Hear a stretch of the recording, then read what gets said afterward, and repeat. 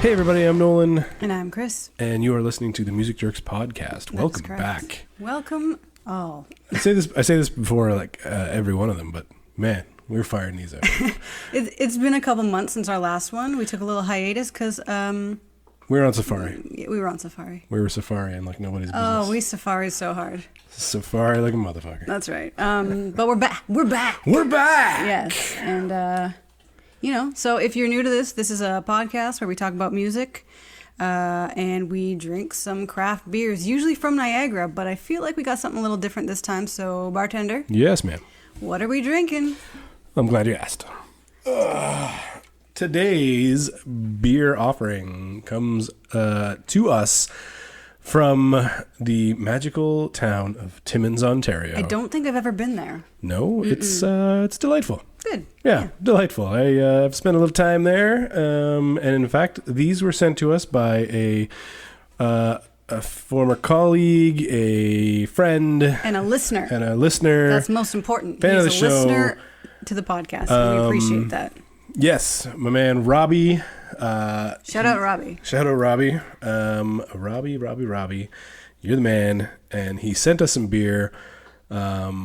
So just heads up, full beard. I know Robbie's not like the biggest beer drinker, but you should still send him all the beer. Send him beer, full beard. Send him full beer.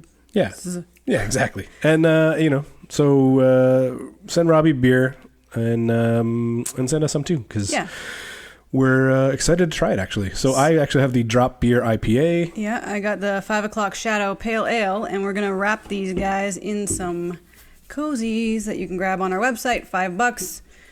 If you're a music jerk, beer jerk, seltzer water jerk, whatever kind of jerk you are. Just a jerk. It's a good jerk cozy for you. So now we're going to drink some beers. Full beard. Full Brewing beer, Company. full beers. Timmins. Thanks, Cheers. Robbie. Oh, shit, mine's a little foamy.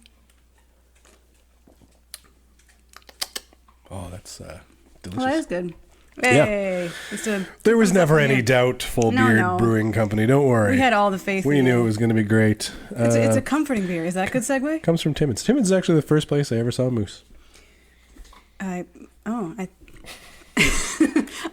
You don't know what to do with that. I know. With that. Yeah, I get I've it. seen moose. I think maybe in Algonquin or random times up north, and yeah. I moose. lived in Thunder Bay many, many moons, and it wasn't until I was in Timmins that I saw one.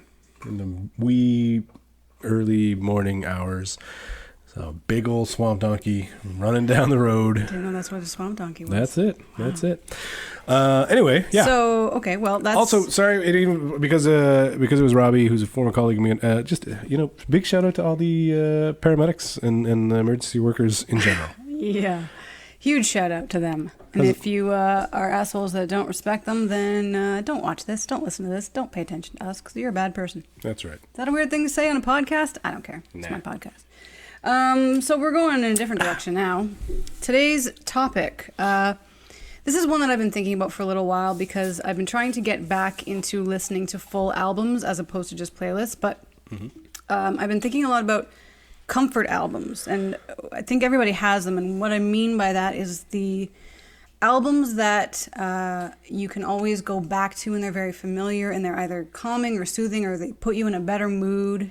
For me, I know I have certain albums that are good for my higher anxiety days, because I have pretty major anxiety.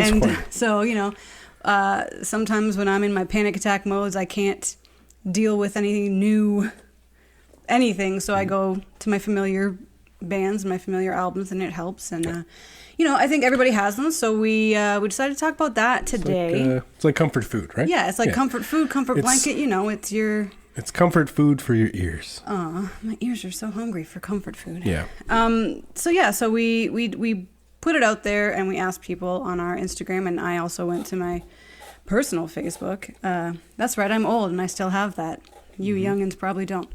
But just to see what everybody else was. And I was really, I don't know if the word is excited, but it was cool to see how many people had very vastly different types of comfort music, because it's not all like, I wasn't looking for, the happy songs, because not all comfort music has to be happy. And, people were, I figured more people would be listing more soothing kind of things, but everybody has very different ways of getting their comfort. So that was cool. We're going to go through a few of those. So to start with some of mine, which I think aren't your average comfort styles. I mentioned this one, I think, on Instagram a few weeks ago, that one of my comfort albums is actually Coral Fang by the Distillers. And, you know, that's not a soothing album by any goddamn means. It's fairly upbeat, and, you know, I get a lot of girly rock energy from Brody Dahl, and that helps me feel better. And it's one that I can listen to over and over, front to back, every day if I need to. And it's very comforting to me. Well, I was going to say, it's... Go back and forth here or whatever. Yeah, no, I was going to say, it's interesting that, like, we don't, for as much musical taste that we have in common, that's like a record that I never really listened to. I don't listen to to the Distillers. We saw them live and they were great. We did, yeah. Mm-hmm. Yeah. They were fantastic, but it's never a record that I put on, which is... well, it's funny because I feel like we do have a lot of the same music tastes, but a lot of...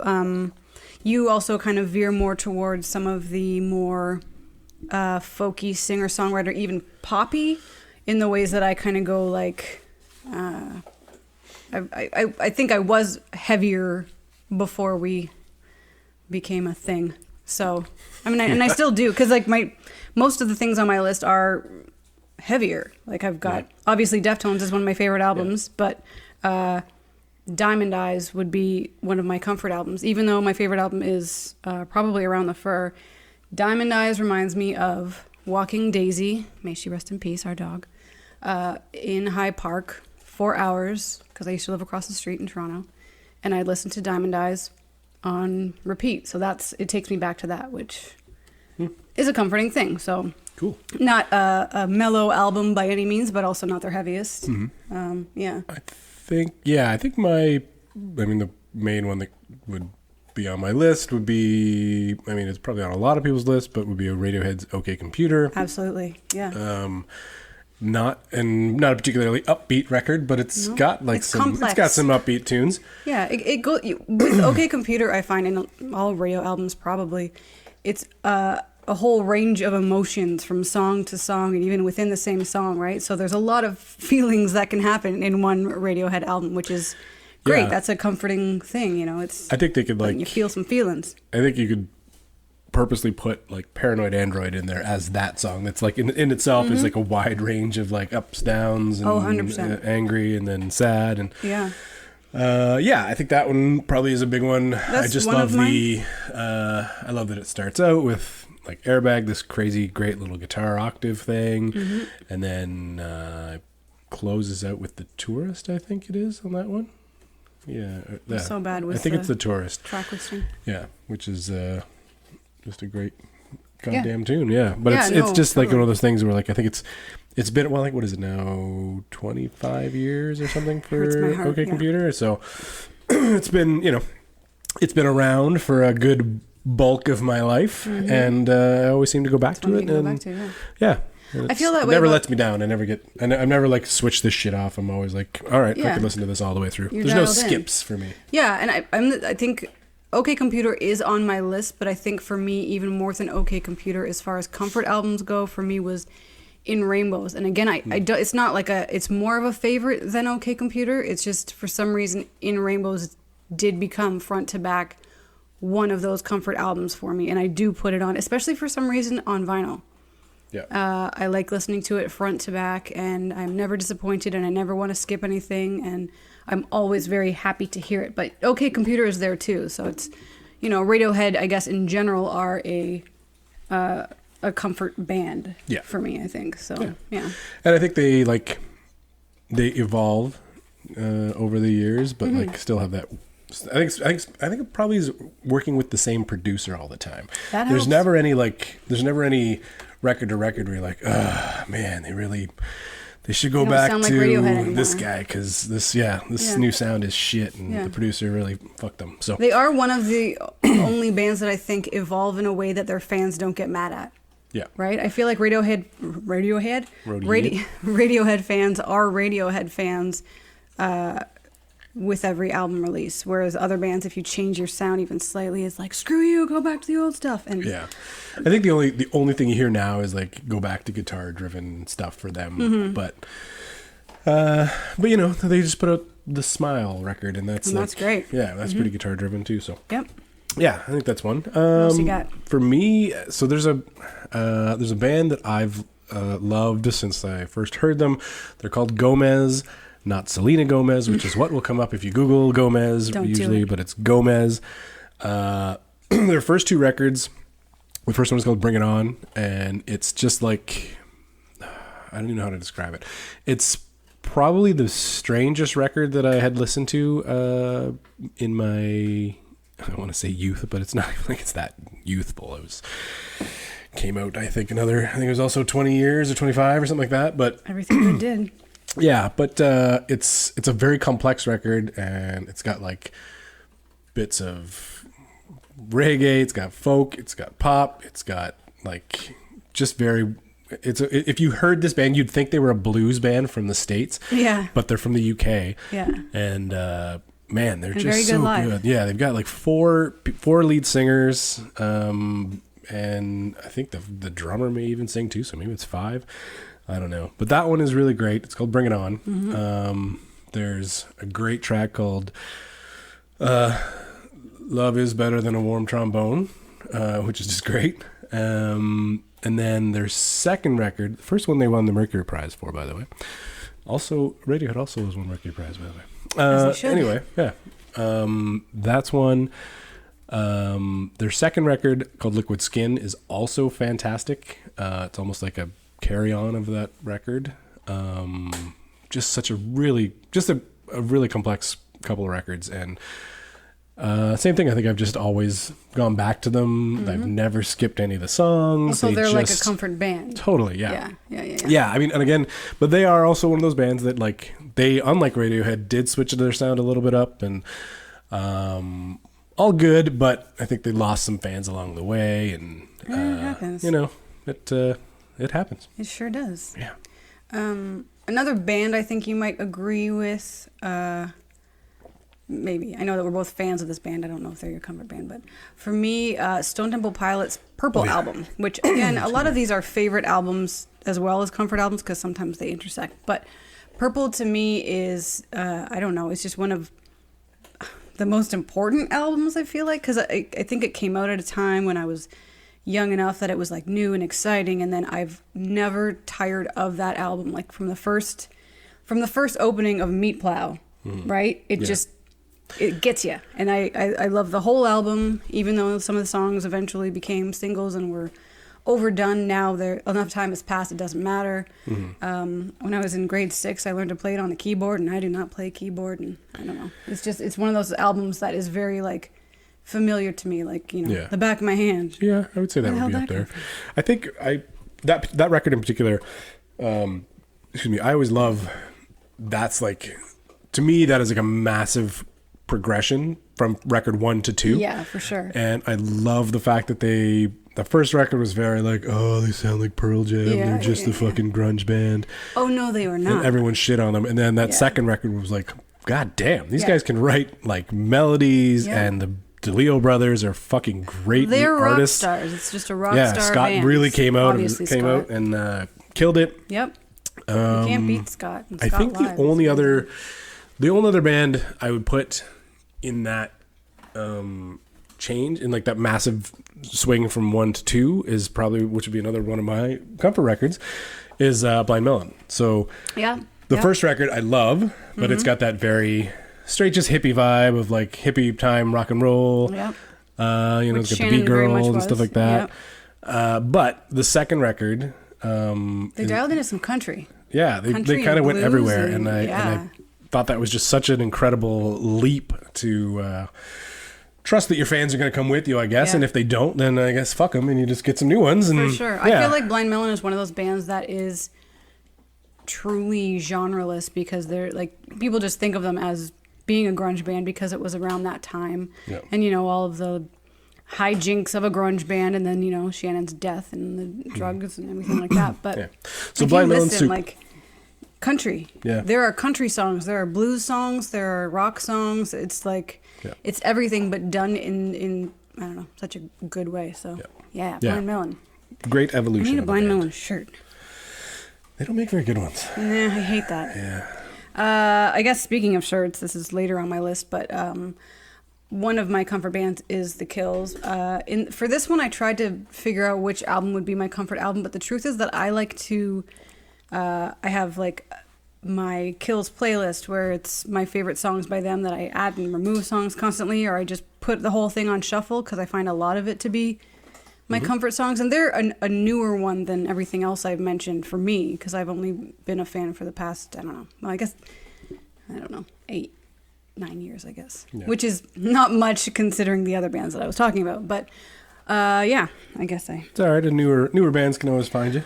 Yeah, and I think I need more of that to call my comfort bands. I need a little newness. But if we're going back to the old stuff, which, I do, I love my 90s, another comfort band for me is Alice in Chains. Okay. I was also going to pick a specific album, and I probably could. It's just I feel like there are very specific songs from each album that became my go-to as far as comfort songs. So Alice in Chains is just a comfort band for sure. You throw them on and I feel better. I feel like I'm on, familiar territory that I want to be in. Yeah. So that works. I think a couple more. One of mine is actually a Tragically Hip record. And it's weird because I feel like, I don't know, it shouldn't be the one that hits me the best or the most or the strongest, but it's Phantom Power, which is the one with Poets, Vapor Trails, what is it? Life is at Hand for the Traveling Band. I think those are also some of your favorite to play. Yeah, they're just great tunes. Which is, I think, part of it too. The ones that you enjoy singing. Yeah. If it's a song that puts you in a good mood. You put it in the car, put it on the car, and you're off and running. Yeah, for sure. But I think pretty much most of their records could be that way. Yeah. But I think it's a lot of like, especially with the hip, it feels like they've always been around. Mm-hmm. So I think there's kind of like that feeling of an old friend, I guess, as a record or as a band, that's always just around, and you're always going to hear them on the radio, and invariably you're always going to hear them at a get together, or unless you're with a bunch of people that shit on the hip, and there are a lot of those. But screw those people. They don't know shit from shit. Whoa. Yeah. We're getting ugly here. I mean, my album list is gone. I just have sort of. I would say, I think I'd probably throw out, probably for both of us, the Weezer records 1 and 2. Oh, see, it's funny. Yours is the Blue album, I think, but. For me, it's the Blue album. I love Pinkerton. Yeah. And I like the Green album too. But the Blue album, to me, it makes me think that I should be on a road trip, because I can happily sing every song from the very beginning, which I believe is My Name is Jonas. Doesn't start with that? Yep. Through the whole album. That is a great traveling album, because they're all great to just sing along, lighthearted. That is a great album. Yes, I do love Pinkerton though, but for me, Pinkerton is more complex and less comforty. Yeah. If comforty was a word, then that's So for me, Blue album, but for sure Pinkerton. The Frames is a band from Ireland that I love. Same thing. Mm-hmm. Very comforting. Something about Glenn Hansard's voice. For sure. He can lull you into anything. If you don't know the Frames, you might know him by himself, some of his work. You probably know the Swell Seasons, Falling Slowly from one soundtrack. I'm sure it's played at dentist office everywhere. Because it's comforting while you're getting dental That's surgery. Right, yeah. Another couple random ones I just throw out. Weirdly, I find the Appetite for Destruction record very comforting. Oh, yes. I did. See, I missed so many. Yes, that's one of mine as well. Yeah. Absolutely. It's a beginning to end. Yep. No skip tracks. No. There's a reason why that record is just sold like Absolutely. a kajillion copies, is because it's so goddamn good. Mm-hmm. Mm-hmm. Just a brilliant record that, has been around since we were kids. Even for the people that think it's overrated, you're wrong. Yep. It's just that It's always one you can go back to, too. And you can always find like a new favorite song on that record. That is all part of the comfort record. It's one that you can go back to and it's all familiar, but then you're like, oh, wait, this little part here, it just grabs you in a different way every time as well, which, 100%. That is one. Good call. And I think there was a time, and I'm sure, record companies still love them, but the whole concept of like greatest hits records. That's a big one. Greatest hits in general are comfort albums because it's the ones that you know the best that you can sing along. Yeah, I was trying to think of like what one is like. I think for probably like Tom Petty is like a great one where you can put it on, you can sing every tune and just kind of smack the side of your car door. And one that I had that I think somebody gave to me because I was never a huge Aerosmith fan other than the really old stuff, but Aerosmith big ones. Yeah, I remember one time I was driving with shout out Algerman Twins, and we put on big ones, and I wasn't really caring about it, but sang along the whole way wherever we were driving, and it was just, it was great. Yeah. Everyone was a hit, and I was like, oh yeah, you know what? They do have some great songs, even though I've never cared that much one way or another about Aerosmith, but Big Ones is a very familiar, everybody knows every song on there, so definitely. Yeah. Greatest hits albums, that's exactly what they're for. Yeah, and then I think... trying to think of what would be another one. Like the Cure's Disintegration record, probably a big one. Yeah, I don't know. I kind of like you got. Well, I think you asked the peeps. I was just going to say, as we're talking, I'm sort of thinking like, okay, what about things I listened to growing up? And I mean, I do think that Skid Row. I think Slave to the Grind is actually probably a comfort record because I know that will always put me in a good mood. It's probably not one I go back to in full as much. Yeah, but I feel like we probably could figure out that we've probably mentioned Skid Row on every podcast we've done. So we have, and I believe I've mentioned my sister, and now this is her mention. There you go, Steph. Hello. So there you go. Yes, we talk about Skid Row and have a drink every time they say Skid Row. That's right. Yeah. Mention her sister Stephanie. Yeah. So yeah, we did. We asked some of our followers, or I asked my Facebook friends some of their comfort albums, and honestly, so many different answers. So speaking of my sister, she actually said Cuban music, specifically Buena Vista Social Club. That makes her feel relaxed and happy. My cousin said ska. Big D and the Kids Table, Strictly Rude. So ska. I don't think about ska that often. I know that I enjoyed a lot of it when I was younger, but I can't think of anything specific. It's funny because having now been, I work in mental health. Yeah. And when I encounter a lot of people that are really depressed and stuff like that, and they use music to like get them out of it, I often suggest ska. Yeah, well, because it makes there's no sense. way, like you're never going to be crying listening to ska, and if you are, then you've got some serious fucking depression. Yeah, then you're beyond, see a doctor. You're beyond comfort things. Yeah. Let's see, we got the Bomb Pops from San Diego, pop punk, Frank Turner. A little shuffle action on Frank Turner, Simple Minds. Okay, yeah. Tiny Music. Adam and Eve by the Catherine Wheel. The Catherine Wheel, I haven't thought about the Catherine Wheel in a while. That's funny you say that. I was just listening to them like a few days ago. I listened to the record with Way Down on it, and because that was the big single. Wow. With the crazy video of like the plane crash. Yeah. Okay. I'm on my way down. And then we got Nick Drake, which makes sense. I mean, that's more of what I expected from people, like the soothing kind of, Quiet as the New Loud by Kings of Convenience. And two people, and I can expect this from both, said Graceland. So Graceland is a great album, and I could see that being a comfort album for most people if they know it. It is a great album front to back. Just its placement of "You Can Call Me Al" on it. It's like probably, I think that's the one. It's on that one, right? Yeah. I think so. I honestly haven't listened to Graceland in like a decade. Or no. I think anything Paul Simon is pretty good. Yeah. Like you got like there's just like The Boss is that way. And, Huey Lewis. Billy Joel. It's funny. I was gonna make a whole thing about how I listen to a lot of sports podcasts, and then I was gonna segue into sports from Huey Lewis in the news. Yeah. Yeah. Hey, Merrick. Be on the podcast. I listen to your podcast all the time. I can't. I think I just like I also like the sound of just talk radio too, which is weird. Yeah. It's funny because I don't listen to a lot of podcasts. Yeah. Well, I do, and I say that they can be very comforting. I get that. I like listening to your voice. Let us comfort you. My voice would not comfort anyone. We're comforting you. Your voices. You've got a good voice for that. I have a stupid voice like this. Right. What else we got? Tom Petty, Full Moon Fever. That's on my It's like Mom's meatloaf with a side of macaroni and cheese. Who said that? Where is that? Sure. Chris Lennon. Okay. My Aunt Ginny is a Jack Johnson fan. In Between Dreams. Yeah. See, Jack Johnson is one that I listened to a little bit in high school, but I just... I can't take him anymore. Yeah. Can't do it. Can't do it anymore. Rush. Yeah, I get it. Got a little Tony Sly's acoustic stuff. That's Ryan Grant. Dire Straits, Brothers in Arms. Oh, yeah, your money for nothing. Brad Hewitt, Iron Chic. Hewitt.